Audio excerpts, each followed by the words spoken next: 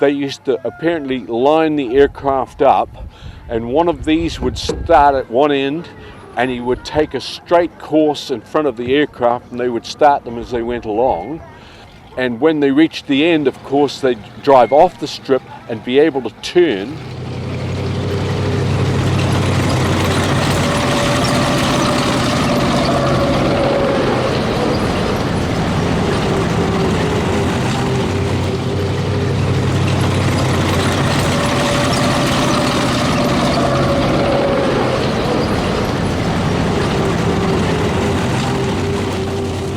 Alright, we're here at Wings Over Wairarapa 2013 with George Pycroft from the National Army Museum in Waiouru, looking at the Loyd Carrier. George, can you tell me a little bit about this vehicle? Yeah, they were, 21 of them came to New Zealand initially. Now they came as starter charges, mostly for aircraft.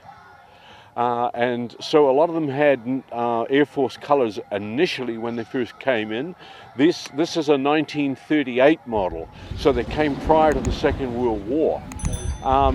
When they came into service, they were used, as I say, for starting aircraft. And the reason for that is that with the tracks, they took up very little space on the ground.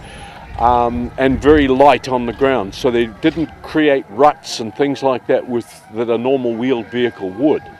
And with all the grass strips and that sort of thing in those days, they used to apparently line the aircraft up, and one of these would start at one end, and he would take a straight course in front of the aircraft, and they would start them as they went along.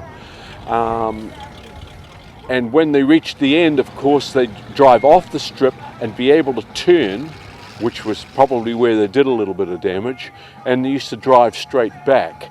Around about 1940, most aircraft had their own starting system. So they did away with that sort of starter charger system, and these were taken out of service and then brought back when 3 Div was being formed to go up into the islands. When New Zealand 3rd Division went up, they were short of vehicles. They had a lot of problems finding enough vehicles to fill their allocation, and these were then seconded back into service, and the starter charges were taken out of most of them, not all of them, but most of them. The ones that retained the starter charges were used for starting tanks and this sort of thing, and the ones that weren't used for that purpose were actually the first New Zealand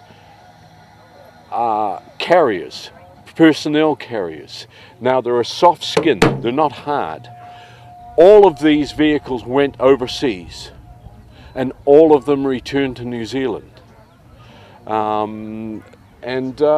Realistically, they're a very good little vehicle for what they do. They're light. You have a little bit of fun because the gearbox is in backwards. So jumping from one vehicle to another, you've got to keep it in your mind all the time that you're going to have to change.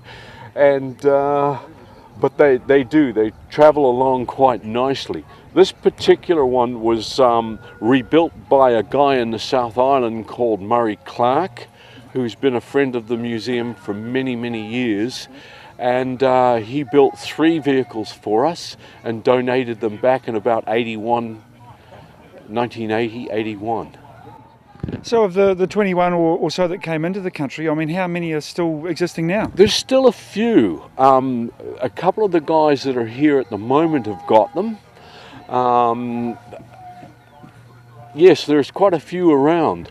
I guess being soft skin as opposed to some of the other carriers, they probably deteriorated on farms and so on a little bit more than the other carriers, would that be right? Yes, a lot of them have had some major reconstruction. But the jobs that have been done on them, on most of the ones I've seen, have been very, very well done. We've got some extremely talented people out there. They seem to be able to build something from nothing, and they should be proud of that. So this particular unit, it's on display in the museum at Waiouru? No, we have 84 vehicles at the National Army Museum. Of those 84 vehicles, we've got a room in the our museum at the moment for around about 5 or 6, which is about as many as we can fit in. Eventually, we've all been hoping for years that we'd been able to raise enough money to put another building on the back of the museum so they could be seen. We have some extremely rare vehicles. We have a number one, what is commonly known as a Bren gun carrier, which is in actual fact a universal carrier, and there's only 2 in the world. And both of them are in New Zealand. One's in the North Island, one's in the South Island, and we have one of those. Excellent. So in other words, I mean, yes, if you going past Waiouru, you're stopping at the museum and you'll see something, but if you're driving past, don't just keep driving past, because all those admission fees are going to help build you guys a new facility at some point. That's dead right, yeah. You know, and of course we have the New Zealand Military Vehicle Collectors Club here, of which we are also a part, and these guys, you know, they are saving our history.